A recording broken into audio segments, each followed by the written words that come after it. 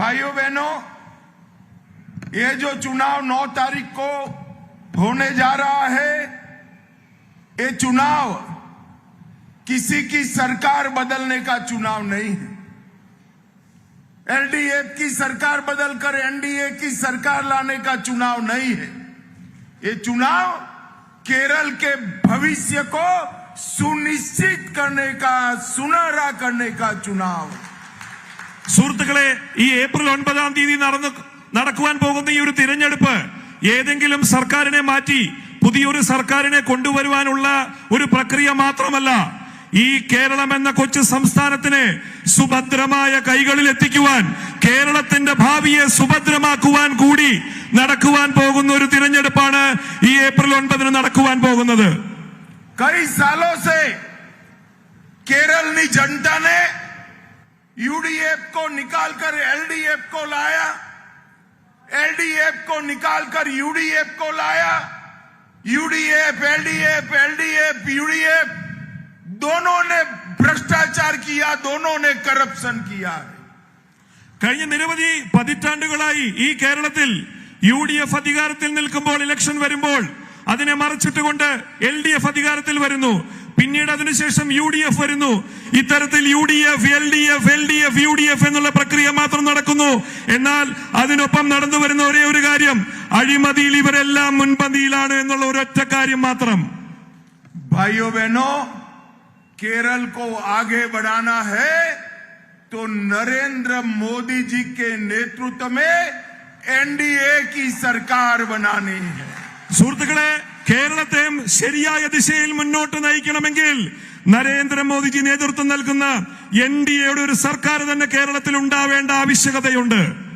भारत में सबसे पहले कोई स्टेट लिटरेट बना तो हमारा केरल बना. यहाँ के युवा शिक्षित, यहाँ के युवा बुद्धिमान है, परंतु उनके पास नौकरी नहीं है. नौकरी लेने के लिए गल्फ कंट्रीज और दुनिया भर में, देश भर में जाना पड़ेगा. हम ऐसे केरल की रचना करना चाहते हैं जहां केरल के युवा को अपने ही प्रदेश केरल में 100% नौकरी मिल जाए. ऐसे केरल की रचना करनी. സുഹൃത്തുക്കളെ, ഈ കേരളം എന്ന കൊച്ചു സംസ്ഥാനമാണ് ഈ ഭാരതത്തിൽ ആദ്യമായി 100% സാക്ഷരത കൈവരിച്ച സംസ്ഥാനം. എന്നാൽ ഇവിടെ നിന്നും പഠിച്ച് ഉയർന്നു വരുന്ന വിദ്യാർത്ഥികളുടെ എല്ലാ അവസ്ഥ നമ്മൾ നോക്കിക്കഴിഞ്ഞാൽ, ഇവർക്ക് ജോലി കിട്ടുവാനായി മറ്റു സംസ്ഥാനങ്ങളിലേക്കും, വിശിഷ്യ ഗൾഫ് രാജ്യങ്ങളിലേക്കും മറ്റ് വിദേശ രാജ്യങ്ങളിലേക്കും പോയി അവരുടെ ബുദ്ധിയും കഴിവും പ്രയോജനപ്പെടുത്തേണ്ടി വരുന്ന അവസ്ഥയാണുള്ളത്. ഞങ്ങളിന്ന് വിഭാവനം ചെയ്യുന്നത് ഇവിടെ നിന്നും പഠിച്ചു പോകുന്ന വിദ്യാർത്ഥികളെ, 100% വിദ്യാർത്ഥികളെയും ഈ കേരളത്തിൽ തന്നെ അവരുടെ ബുദ്ധിയും കഴിവും വിനിയോഗിച്ചുകൊണ്ടുള്ള തരത്തിലുള്ള ഒരു സുന്ദര സുരഭില കേരളമാണ് എൻഡിഎ സ്വപ്നം കാണിക്കുന്നത്. भाइयों बहनों, अब पूरी दुनिया में परिवर्तन आ रहा है. ये एलडीएफ कम्युनिस्ट पार्टी पूरी दुनिया में समाप्त हो गई और यूडीएफ जिसका नेतृत्व कांग्रेस कर रही है वो पूरे देश में समाप्त हो रहा है. पूरा देश आज नरेंद्र मोदी जी के नेतृत्व में आगे बढ़ रहा है. നമുക്കറിയാം, ഈ കേരളത്തിലെ എൽഡിഎഫ് മുന്നണി നയിക്കുന്ന കമ്മ്യൂണിസ്റ്റ് പാർട്ടി ഇന്ന് ലോകത്തുടനീളം ഇല്ലാതായിക്കൊണ്ടിരിക്കുകയാണ്. ഏതാനും ചില പോക്കറ്റുകളിൽ മാത്രം ഒതുങ്ങുന്ന ഒരു പ്രത്യയശാസ്ത്രമായി മാറിയ കമ്മ്യൂണിസ്റ്റ് പാർട്ടി ഒരു വശത്തും, മറുവശത്ത് നോക്കിയാൽ യുഡിഎഫ്, അതിന് നേതൃത്വം നൽകുന്ന കോൺഗ്രസ്, ഇന്ന് ഭാരതത്തിൽ വിരലിൽ എണ്ണാവുന്ന ഏതാനും ചില സംസ്ഥാനങ്ങളിൽ മാത്രം ഒതുങ്ങി ചുരുങ്ങി നിൽക്കുന്ന ഒരു പ്രസ്ഥാനമായി മാറിയിരിക്കുന്നു കോൺഗ്രസ്. അതിനർത്ഥം ഈ ഭാരതത്തിലുടനീളം നിരവധി സംസ്ഥാനങ്ങൾ ഓരോന്നോരോന്നായി നരേന്ദ്രമോദിജിയുടെ നേതൃത്വത്തിലുള്ള എൻഡിഎയുടെ കുടക്കീഴിൽ അണിനിരന്നുകൊണ്ടിരിക്കുകയാണ്. भाइयों बहनों, 2014 के लोकसभा चुनाव में एनडीए को 14% वोट केरल में मिला. 2019 लोकसभा इलेक्शन में 16% मिला और 2024 लोकसभा में 20% मिला। अब बारी है एनडीए की सरकार बनाने की। इस बार केरल में एनडीए का सरकार बनाना है। സുഹൃത്തുക്കളെ, 2014 പൊതുതിരഞ്ഞെടുപ്പിൽ NDAക്ക് കേരളത്തിൽ ലഭിച്ചത് 14% വോട്ടായിരുന്നുവെങ്കിൽ 2019 ലോക്സഭാ തിരഞ്ഞെടുപ്പിലേക്ക് എത്തിയപ്പോൾ അത് 16% ഉയർന്നു. 2024 ലോക്സഭാ തിരഞ്ഞെടുപ്പിൽ അത് 20%. ഇനി വരാൻ പോകുന്നത് 2026 കേരളം ഭരിക്കുവാൻ പോകുന്ന NDAയുടെ ഒരു തിരഞ്ഞെടുപ്പാണ് വരുവാൻ പോകുന്നത്. സുഹൃത്തുക്കളെ, भाइयों बहनों, आज एनडीए में एक नया साथी जुड़ा है, 2020 पार्टी। या आपको ये जानना चाहिए 2020 पार्टी क्यों बनी। जब यहां पर एलडीएफ और यूडीएफ ने लोगों के काम करने की जगह यहां भ्रष्टाचार किया, वो भ्रष्टाचार के खिलाफ लड़ने के लिए सुबू जी ने 2020 पार्टी बनाई। സുഹൃത്തുക്കളെ, കേരളത്തിലെ NDA മുന്നണിയിൽ ഇന്നിതാ വിപുലപ്പെടുത്തിയപ്പോൾ നമ്മുടെ കൂടെ വന്നിരിക്കുന്നത് 2020 എന്നുള്ള പാർട്ടിയാണ്. നമ്മൾ മനസ്സിലാക്കണം, ഈ 2020 എന്നുള്ള രാഷ്ട്രീയ പാർട്ടി എന്തിനു വേണ്ടി നിലവിൽ വന്നു. അപ്പോൾ നമ്മൾക്ക് മനസ്സിലാകും ഈ LDFന്റെയും UDFന്റെയും അഴിമതി കഥകൾ പുറത്തു കൊണ്ടുവന്ന് അതിനെതിരെ പോരാടി ഇവിടെ തലയുയർത്തി നിൽക്കുവാൻ ഈ സാധാരണക്കാരൻ ഒരു പാർട്ടി വേണ്ടിയിരുന്നു. അതിനു വേണ്ടിയിട്ടാണ് ശ്രീ സാബു എം ജേക്കബ് ഈ 2020 എന്നുള്ള ഈ രാഷ്ട്രീയ പാർട്ടി ആരംഭിച്ചതും ഇന്ന് നമ്മൾ ഈ പ്രസംഗിക്കുന്ന ഈ വേദിയുള്ള പ്രദേശമടക്കമെല്ലാം അവർ ഭരിച്ചുകൊണ്ടിരിക്കുന്നതും ഈ 2020 പാർട്ടിയുടെ ഒരു വലിയ മഹിമ തന്നെയാണ്. मैं एनडीए में 2020 पार्टी का स्वागत करता हूं और आज ईस्टर का दिन है। केरल भर के सभी भाइयों बहनों को जो यीशु के अनुयायी है वो सभी को अपील करना चाहता हूं कि आप एनडीए के साथ जुड़िए और समृद्ध केरल बनाइए। ഞാൻ NDA മുന്നണിയിലേക്ക് ശ്രീ സാബു എം ജേക്കബിനെ ഒരിക്കൽ കൂടി സഹർഷം സ്വാഗതം ചെയ്തുകൊള്ളുന്നു. അതോടൊപ്പം തന്നെ ഇന്നത്തെ ഈ ഒരു ഈസ്റ്റർ സുദിനത്തിൽ ഈ മലയാളികൾക്ക് എല്ലാവർക്കും, വിശിഷ്യ ക്രിസ്തീയ വിശ്വാസികൾക്ക് എന്റെ ഈസ്റ്റർ ആശംസകൾ അറിയിക്കുന്നതിനോടൊപ്പം നിങ്ങളോട് ഞാൻ ഒരു കാര്യം കൂടി അഭ്യർത്ഥിക്കുന്നു. ഈ നാട്ടിലെ, ഈ സംസ്ഥാനത്തിലെ ക്രിസ്തീയ വിശ്വാസികൾ എല്ലാവരും ഇനിയൊരു മാറ്റത്തിന് സമയമായിരിക്കുന്നു. നിങ്ങളെല്ലാവരും NDAക്ക് വേണ്ടി അനുകൂലമായ ഒരു തീരുമാനമെടുക്കുമെന്ന് കൂടി അഭ്യർത്ഥിക്കുന്നു. भाइयों बहनों, नरेंद्र मोदी जी ने 1760 करोड़ से स्मार्ट सिटी मिशन के तहत अपने कोची को चुनकर 98 बड़ी योजनाएं, 2000 करोड़ की योजनाएं कोची के लिए देने का काम नरेंद्र मोदी जी ने किया. സുഹൃത്തുക്കളെ, നരേന്ദ്രമോദി നേതൃത്വം നൽകുന്ന ഈ ഒരു കേന്ദ്ര സർക്കാർ കൊച്ചിയുടെ വികസനത്തിനായിട്ട് ഏകദേശം 2000 കോടി രൂപയുടെ സ്മാർട്ട് സിറ്റി പദ്ധതികളാണ് വിഭാവനം ചെയ്ത് നടപ്പിലാക്കി കൊണ്ടിരിക്കുന്നത്. भाइयों बहनों, कोची मेट्रो फेज 2 275 करोड़ रुपया भारत सरकार ने दिया और इसके साथ साथ 600 करोड़ रुपए की लोन की गारंटी भी दी है. കൊച്ചി മെട്രോയുടെ 2ാം ഘട്ട വികസനത്തിനായിട്ട് കേന്ദ്ര സർക്കാർ അനുവദിച്ചത് 275 കോടി രൂപയാണ് ഇതിനോടകം തന്നെ. അത് മാത്രമല്ല, ഈ ഇതേ കാര്യത്തിനായിട്ട് 600 കോടി രൂപയുടെ ഒരു ലോണിന് വേണ്ടിയിട്ടുള്ള ഗ്യാരണ്ടിയും കേന്ദ്ര സർക്കാർ തന്നെയാണ് നൽകിയിരിക്കുന്നത്.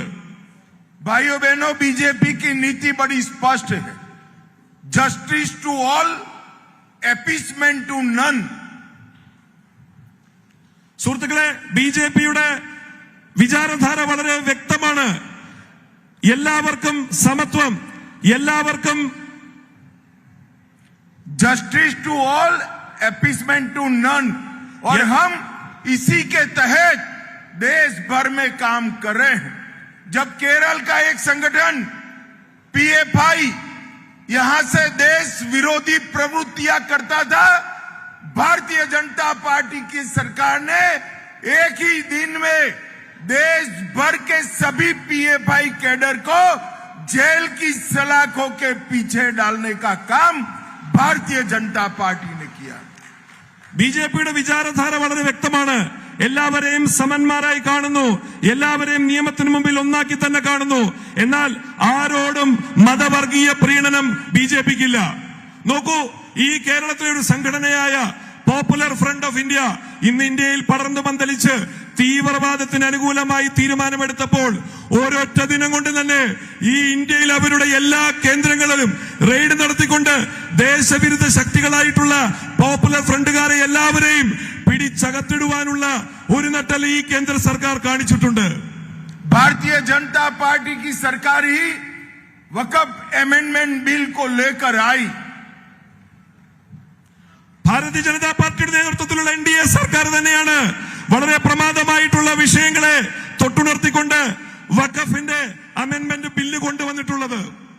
हमारे एर्नाकुलम में ही 600 क्रिश्चियन और हिंदू परिवार की 400 एकड़ 400 एकड़ भूमि वक्फ बोर्ड ने हड़प कर ली थी. നമുക്കറിയാം, ഈ എറണാകുളം ജില്ലയിൽ തന്നെയുള്ള മുനമ്പത്തുള്ള ഏകദേശം 400 ഏക്കർ ഭൂമിയാണ് അവിടെ വസിക്കുന്ന ഹിന്ദു ആയിക്കോട്ടെ, ക്രിസ്ത്യാനി ആയിക്കോട്ടെ, മുസ്ലിം ആയിക്കോട്ടെ, അവരുടെ ഭൂമിയെ വഖഫ് അത് തങ്ങളുടേതാണെന്ന് അവകാശപ്പെടുന്ന ഒരു സാഹചര്യം ഉണ്ടായത്. मगर उसके लिए न LDF ने आवाज उठाई, न UDF ने आवाज उठाई. जब वक्फ अमेंडमेंट बिल पार्लियामेंट में चर्चा हो रहा था, ये 600 क्रिश्चियन परिवारों की भूमि के लिए LDF, UDF एक शब्द नहीं बोले. उनके मन में डर था. ഈ മുനമ്പത്തുള്ള ഏകദേശം 600ഓളം ക്രിസ്ത്യൻ കുടുംബങ്ങൾക്ക് വേണ്ടി അവരുടെ കിടപ്പാടം ഇല്ലാതാകുന്ന അവസ്ഥ വന്നപ്പോൾ ഈ കേരളത്തിലെ LDFO, UDFO ഒരിക്കൽ പോലും തങ്ങളുടെ നാവ് ചലിപ്പിച്ചില്ല. അവസാനം അതിനു വേണ്ടിയിട്ടാണ് വഖഫിന്റെ അമെൻമെന്റ് കൊണ്ടുള്ള ഒരു ബില്ല് ലോകസഭയിലേക്ക് ബിജെപിക്ക് അവതരിപ്പിക്കേണ്ടി വന്നത്.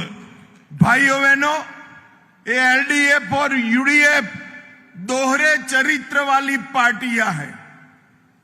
ഈ LDFും UDFും നമുക്കറിയാം ഒരേ നാണയത്തിന്റെ ഇരുവശങ്ങൾ തന്നെയാണ്. देश भर में तो कांग्रेस और कम्युनिस्ट एक साथ चुनाव लड़ते हैं. ഈ രാജ്യത്തുടനീളം കേരളത്തിന് പുറത്ത് कांग्रेस और कम्युनिस्ट इलू इलू करते हैं और केरल में एक दूसरे का विरोध करते हैं. നമുക്കറിയുന്ന പോലെ ഇന്ത്യയിലുടനീളം അവർക്ക് വലിയ ദോസ്തിയും ഈലു ഈലു ഐ ലവ് യു എന്ന് പറഞ്ഞ് നടക്കുകയും കേരളത്തിലെത്തുമ്പോൾ ബദ്ധശത്രുക്കൾ എന്നുള്ള മുഖേന രണ്ടുപേരും തമ്മിൽ വഴക്കടിക്കുകയുമാണ് ചെയ്യുന്നത്. अभी राहुल गांधी आए थे. राहुल गांधी और विजयन जी भाजपा को एक दूसरे की बी टीम कहते हैं, मगर मैं विजयन जी को कहना चाहता हूं, इस बार भाजपा और NDA केरल में A टीम बनने वाले हैं और आप लोग B टीम बनने वाले हैं. ഈ കഴിഞ്ഞ ദിവസങ്ങളിൽ ശ്രീമാൻ രാഹുൽ ഗാന്ധി കേരളത്തിൽ വന്നിരുന്നു. ശ്രീ പിണറായി വിജയൻ കേരളത്തിലുടനീളം പ്രസംഗിച്ചു നടക്കുന്നു.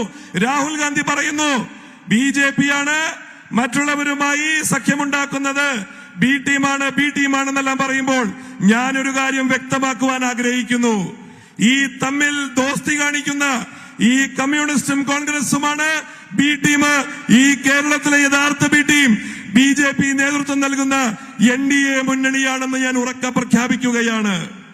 भाइयों बहनों, मोदी जी के नेतृत्व में देश भर में लाखों स्टार्टअप शुरू हुए हैं. സുഹൃത്തുക്കളെ, ഇന്ത്യയിലുടനീളം മോദിജിയുടെ നേതൃത്വത്തിലുള്ള സർക്കാർ വന്നതിനു ശേഷം ലക്ഷക്കണക്കിന് സ്റ്റാർട്ടപ്പുകളാണ് ആരംഭിച്ചിട്ടുള്ളത്, പുതിയ തൊഴിൽ ദൗത്യങ്ങൾ. मगर एक स्टार्टअप यहाँ के मुख्यमंत्री विजयन जी ने भी शुरू किया है. എന്നാൽ അതിലൊരു സ്റ്റാർട്ടപ്പ് ഈ സംസ്ഥാനത്തിന്റെ മുഖ്യമന്ത്രിയായിട്ടുള്ള ശ്രീ പിണറായി വിജയനും ആരംഭിച്ചിട്ടുണ്ട്. ये स्टार्टअप का नाम है नेम चेंज स्टार्टअप. ഈ സ്റ്റാർട്ടപ്പിന്റെ പേരാണ് പേര് മാറ്റുന്ന സ്റ്റാർട്ടപ്പ്. मोदी जी वहां से योजना भेजते हैं रुपया भेजते हैं और विजयन जी अपना नाम लगाने का काम करते हैं. മോദിജി അങ്ങ് ഡൽഹിയിൽ ഇരുന്നുകൊണ്ട് പുതിയ പുതിയ നയങ്ങൾ പ്രഖ്യാപിക്കുന്നു, പുതിയ പുതിയ പദ്ധതികൾ പ്രഖ്യാപിക്കുന്നു, അതിനുവേണ്ട കോടിക്കണക്കിന് രൂപ ഫണ്ട് ഒഴുക്കുന്നു. ശ്രീ വിജയൻ ഇവിടെ ഇരുന്നുകൊണ്ട് ഈ യോജനകളുടെ എല്ലാം പേരുകൾ മാറ്റുന്നു, ഈ ഫണ്ട് അടിച്ചു മാറ്റുന്നു. मोदी जी हर गरीब के लिए 5 किलो चावल राइस भेजते हैं, ठेला कम्युनिस्ट पार्टी का लग जाता है. മോദിജി ഡൽഹിയിൽ നിന്നും സാധാരണക്കാർക്ക് വേണ്ടി 5 കിലോ റേഷനറി ഫ്രീ ആയി കൊടുക്കുമ്പോൾ ഇവിടെ എത്തിക്കഴിയുമ്പോൾ വിജയൻ സാർ അത് കമ്മ്യൂണിസ്റ്റ് പാർട്ടിയുടെ സിംബലുള്ള ഒരു സഞ്ചിയിലിട്ട് കൊടുക്കുന്നു. मोदी जी हर गरीब को घर देते हैं, वो इसको लाइफ मिशन के नाम से कम्युनिस्ट पार्टी के सिंबल के साथ गरीब को देते हैं. മോദിജി ഡൽഹിയിൽ ഇരുന്നുകൊണ്ട് ഈ രാജ്യത്തിലുള്ള പാർപ്പിടമില്ലാത്ത എല്ലാവർക്കും വീട് പണിയുവാനായി പദ്ധതികൾ നടത്തുമ്പോൾ ശ്രീ വിജയൻ സാർ ഇവിടെ ഇരുന്നുകൊണ്ട് അതിന്റെ പേര് ലൈഫ് മിഷൻ പദ്ധതി എന്നാക്കി മാറ്റിക്കൊണ്ട് കമ്മ്യൂണിസ്റ്റ് പാർട്ടിയുടെ സിംബലും അച്ചടിച്ചുകൊണ്ട് പ്രചരണം നടത്തിക്കൊണ്ടിരിക്കുന്നു. नेशनल हाईवे 66 100% खर्चा मोदी जी उठा रहे हैं. वहां पर विजयन जी के बड़े बड़े पोस्टर लगा देते हैं. നമുക്കറിയാം ദേശീയപാത 66 അങ്ങ് തലപ്പാടി മുതൽ കന്യാകുമാരി വരെയുള്ള കേരളത്തിന്റെ ജീവനാഡിയായിട്ടുള്ള NH 66ന്റെ 100% ഫണ്ടും കേന്ദ്രത്തിന്റെയാണ്. പക്ഷേ ആ ഹൈവേയിലൂടെ നമ്മൾ യാത്ര ചെയ്താൽ എല്ലായിടത്തും കാണുക ശ്രീ വിജയൻ ജിയുടെ ഫോട്ടോകൾ ഇങ്ങനെ ചിരിച്ചുകൊണ്ടിരിക്കുന്നതാണ്. और national health mission Modi ji 600 crore रुपया भेजते हैं, मगर उसमें फोटो लगाने की जगह नहीं है, इसलिए नेशनल हेल्थ मिशन बंद कर देते हैं. നാഷണൽ ഹെൽത്ത് മിഷൻ നമ്മളുടെ ആരോഗ്യ പദ്ധതികൾക്ക് വേണ്ടിയിട്ട് കേന്ദ്രം ചെലവഴിക്കുന്ന ആയിരക്കണക്കിന് കോടി രൂപയുടെ പദ്ധതികൾ കേരളത്തിലെത്തുമ്പോൾ അവിടെ മാത്രം മുഖം മാറ്റുവാനും ചിഹ്നം മാറ്റുവാനും സമയവും സ്ഥലവും സൗകര്യവും ഇല്ലാത്തതുകൊണ്ട് അത് മാത്രം ഇതുവരെ മാറ്റിയിട്ടില്ല, അത് മാറ്റാനും കഴിഞ്ഞിട്ടില്ല. भाइयों बहनों, काम करे बगैर यश और वोट प्राप्त करने की ये LDF की कारी इस बार यहां पर नहीं लगने वाली है. केरलम की जनता जानती है कि सारे काम नरेंद्र मोदी जी ने किए. സുഹൃത്തുക്കളെ, ഈ പറ്റിക്കൽ ഇനി അധികകാലം നിലനിൽക്കില്ല. ഇത്രയും കാലം 10 കൊല്ലം ഈ കേരളത്തെ പറ്റിച്ച് ഇവരുടെ സത്യാവസ്ഥ തിരിച്ചറിഞ്ഞു കഴിഞ്ഞു. ഈ മലയാളികൾ ഇനി ശരിയായ ദിശയിലേക്ക് ചിന്തിച്ചുകൊണ്ട് നരേന്ദ്രമോദിജി നേതൃത്വം നൽകുന്ന ഒരു NDA സർക്കാരിന് വേണ്ടി വോട്ട് ചെയ്യാൻ പോവുകയാണ്. भाइयों बहनों, इस सबरीमाला का सोना जिन्होंने लूटा है उनको जेल में डालना चाहिए या नहीं डालना चाहिए? സുഹൃത്തുക്കളെ, ശബരിമലയിലെ സ്വർണം കട്ടവന്മാരെ ജയിലിലിടണോ വേണ്ടയോ? നിങ്ങൾ പറയൂ. जरा जोर से बोलो, जेल में डालना चाहिए या नहीं डालना चाहिए? ജയിലിൽ അടയ്ക്കണോ വേണ്ടയോ കള്ളന്മാരെ? बड़ा सरल रास्ता है. ना UDF उनको पकड़ेगी, ना LDF. आप NDA की सरकार बना दो, हम 2 महीने के अंदर सोना चोरी करने वालों को जेल की सलाखों के पीछे डाल. നിങ്ങളുടെ ആഗ്രഹം നടപ്പിലാക്കുവാൻ വളരെ എളുപ്പമാണ്. ഏപ്രിൽ 9-ാം തീയതി നിങ്ങൾ വോട്ട് ചെയ്തുകൊണ്ട് NDAയുടെ ഭൂരിപക്ഷത്തിലുള്ള ഒരു സർക്കാരിനെ കൊണ്ടുവരൂ. ഈ LDF ആയിക്കോട്ടെ UDF ആയിക്കോട്ടെ, ഈ സ്വർണ്ണക്കള്ളന്മാരെ 2 മാസത്തിനുള്ളിൽ തുറങ്കിലടച്ചിരിക്കുമെന്ന് ഞാൻ ഉറക്കെ പ്രഖ്യാപിച്ചിരിക്കുന്നു. भाइयों बहनों, मेरे जीवन में मैंने राहुल गांधी जैसे झूठ बोलने वाला व्यक्ति नहीं देखा है. സുഹൃത്തുക്കളെ, ഞാൻ എന്റെ ജീവിതത്തിൽ രാഹുൽ ഗാന്ധിയെ പോലെ ഇങ്ങനെ വാ തുറന്നാൽ നുണ മാത്രം പറയുന്ന ഒരു വ്യക്തിയെ ഇന്നേ വരെ കണ്ടിട്ടില്ല. वो केरलम में आकर कल कहते हैं पेट्रोल के दाम बढ़ गए. അയാൾ ഇന്നലെ കേരളത്തിൽ എത്തിയിട്ട് പറയുകയാണ് പെട്രോളിന്റെ വില വർദ്ധിപ്പിച്ചു എന്ന് കേന്ദ്രം. राहुल बाबा, आपकी बात सही है, पेट्रोल के दाम तो बढ़ गए हैं. पेट्रोल के दाम बढ़कर 460 रुपया हो गया है. कितना हो गया है? 460 पर लीटर. സുഹൃത്തുക്കളെ, ശരിയാണ്, പെട്രോളിന്റെ വില വർദ്ധിച്ചിട്ടുണ്ട്. ഒരു ലിറ്ററിന് 460 രൂപയായിട്ടുണ്ട്. പക്ഷേ मगर केरलम में नहीं, पाकिस्तान में हुआ है राहुल बाबा, पाकिस्तान में हुआ है. എന്നാൽ ഈ ഇന്ധന വില വർധനവ് കേരളത്തിലല്ല, അങ്ങ് പാകിസ്ഥാനിലാണ് ഉണ്ടായിട്ടുള്ളത്. अब आपको पाकिस्तान के दाम बढ़ जाए इसकी चिंता है, और केरलम में कहते हैं मोदी जी ने पाकिस्तान के दाम बढ़ा दिए. भैया राहुल, पाकिस्तान के पेट्रोल के दाम मोदी जी नहीं बढ़ा सकते हैं, इतना आपको मालूम होना चाहिए. അവിടെ പാകിസ്ഥാനിൽ വില വർദ്ധിച്ചപ്പോൾ ഇങ്ങ് കേരളത്തിലിരിക്കുന്ന രാഹുൽ ഗാന്ധിക്കാണ് നൊന്നത്. പക്ഷെ രാഹുൽ ഗാന്ധി ഒന്ന് മനസ്സിലാക്കുക, അവിടെ പാകിസ്ഥാനിൽ വില വർദ്ധിപ്പിക്കുന്നത് നരേന്ദ്രമോദിജി അല്ല. भाइयों बहनों, पूरे विश्व में पेट्रोल के दाम बढ़े हैं, डीजल के दाम बढ़े हैं, रेशनिंग लगा है, वर्क फ्रॉम होम का आदेश जारी हुआ है, 3 दिन की छुट्टी कर दी गई है, मगर भारत में ना दाम बढ़े हैं ना रेशनिंग है. जिसको जितना चाहिए उतना पेट्रोल, डीजल और गैस तीनों मिल रहा है. ये नरेंद्र मोदी जी का मैनेजमेंट है राहुल बाबा, ये नरेंद्र मोदी जी का है. ഈ ലോകത്ത് യുദ്ധം നടന്നുകൊണ്ടിരിക്കുമ്പോൾ ഇന്ന് നിരവധി നൂറുകണക്കിന് രാജ്യങ്ങളിൽ ഇന്ന് പെട്രോളിന്റെയും അനുബന്ധ വസ്തുക്കളുടെയും വില വർദ്ധിക്കുന്നു. അതിന്റെ ലഭ്യത കുറഞ്ഞു വരുന്നു. പലപ്പോഴും അത് കിട്ടാതെ വരുമ്പോൾ അതിന് റേഷനിങ് സംവിധാനം ഏർപ്പെടുത്തുന്നു. എന്നാൽ ഇന്ത്യയിൽ, ഈ ഭാരതത്തിൽ, മോദി ഭരിക്കുന്ന ഭാരതത്തിൽ ഒരു ദിവസം പോലും അല്ല, ഒരു മണിക്കൂർ പോലും നമ്മൾക്ക് ഇന്ധന ലഭ്യത കുറവ് വന്നിട്ടില്ല, റേഷനിങ് സംവിധാനം വേണ്ടി വന്നിട്ടില്ല. പല രാജ്യങ്ങളും വർക്ക് ഫ്രം ഹോം, നിങ്ങൾ വീട്ടിലിരുന്ന് പണിയെടുക്കൂ, പുറത്തിറങ്ങാൻ വഴിയില്ല, ഇന്ധനമില്ല എന്ന് പറയുമ്പോൾ ഈ രാജ്യത്ത് ഒരു മണിക്കൂർ, ഒരു നിമിഷം പോലും നടപ്പിലാക്കേണ്ടി വന്നിട്ടില്ല.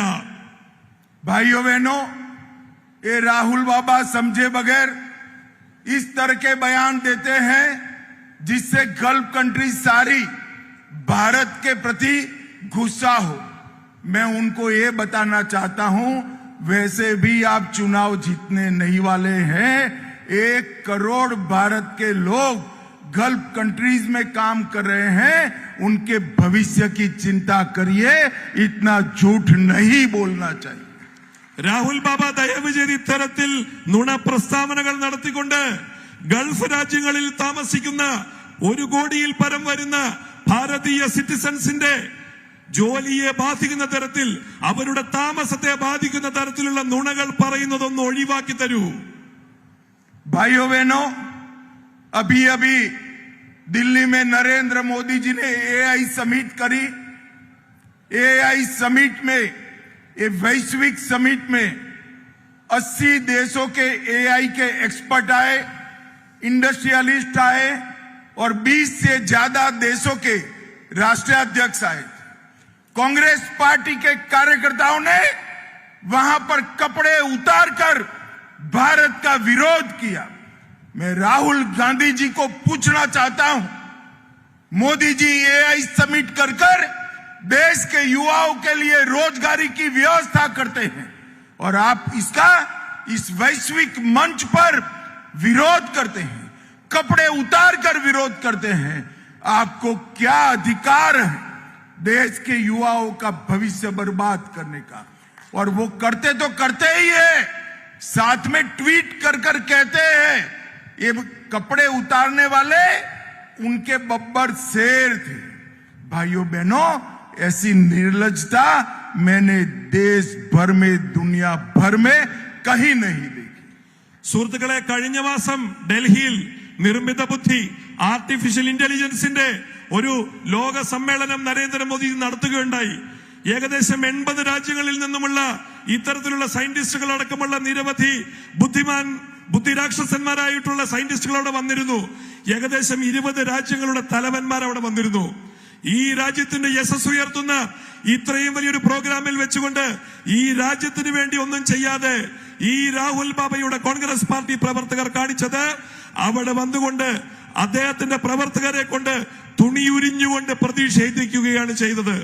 ഒന്നാലോചിച്ചു നോക്കൂ, നമ്മുടെ രാജ്യത്തിന്റെ വില കളയുവാൻ വേണ്ടി ജന്മമെടുത്തിരിക്കുന്ന ഈ ഒരു രാഹുൽ ഗാന്ധിയും കോൺഗ്രസ് പാർട്ടിയും ഈ സമൂഹത്തിന് ഇനിയും ആവശ്യമോ എന്ന് നമ്മൾ തീരുമാനിക്കുക.